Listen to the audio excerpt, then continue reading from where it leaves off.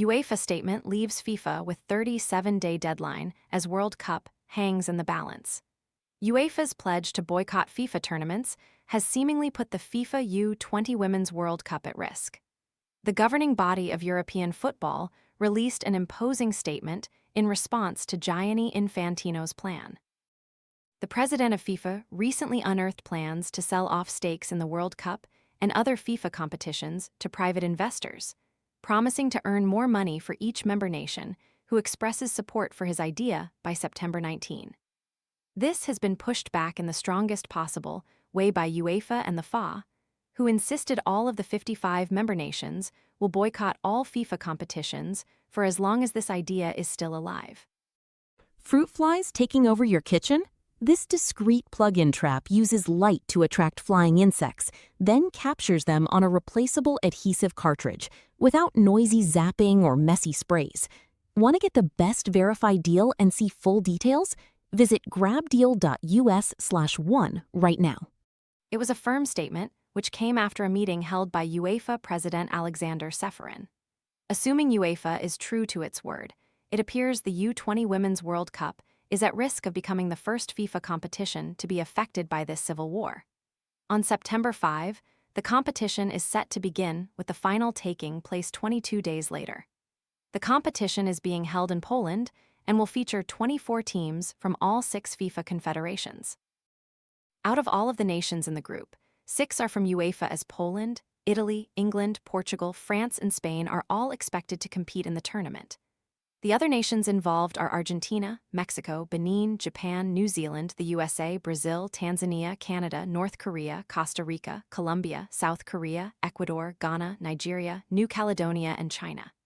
At present, it's currently unclear as to what will happen with the competition. UEFA have made it clear they have no intention in representing any of their member nations in FIFA tournaments for as long as this idea is still going. Considering Infantino's hard deadline to express support is September 19, it's possible the boycott could last until then and beyond.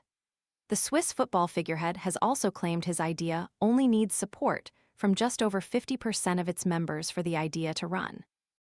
With 55 nations expressing their firm opposition to the idea, Infantino has already lost a firm chunk of potential support. However, other confederations, which include CONCACAF, North American nations, CONMEBOL, South American, the CAF, African Confederation, and Oceania are yet to make their feelings known. What is clear from UEFA's intervention is that they want the idea to be quashed quickly. In their statement, they wrote, UEFA and its national associations will not participate in FIFA competitions. UEFA and its 55 member associations stand as one. We unanimously and unequivocally reject FIFA's proposal to transfer ownership interests in the World Cup and other FIFA competitions to private investors. The World Cup cannot be treated as an investment product. It is one of football's greatest sporting legacies. It has been built over generations by players, national teams, and supporters across every continent.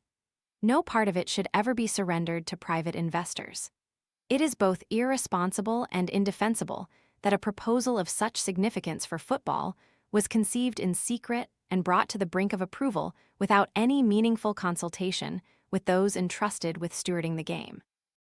This is not merely a profound failure of leadership, but an abdication of FIFA's duty as the custodian of world football. National associations around the world are now presented with an ultimatum: accept the irreversible capture of football's greatest competitions or bear the consequences. This is not a democratic decision, but governance by intimidation, an act of coercion unworthy of an institution entrusted with the stewardship of the global game. But our opposition goes far beyond process. The moment external investors acquire ownership interests in FIFA competitions, football changes forever. Commercial return becomes a permanent obligation. Investor expectations become a daily pressure.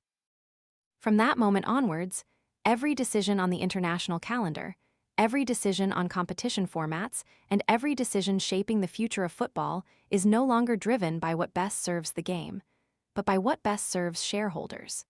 This model has no place in world football. Football's future cannot be dictated by the expectations of those whose first duty is to maximize financial return. Nor can the interests of national associations, leagues, clubs, players, and supporters become subordinate to investor returns.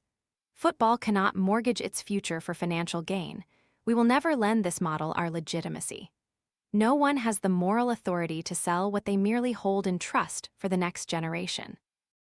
As a result of today's discussion, no UEFA national teams will participate in any FIFA competition for so long as these proposals remain alive, unless this proposal has been abandoned in its entirety and binding assurances have been given that FIFA will never again open its governance or competitions to private ownership.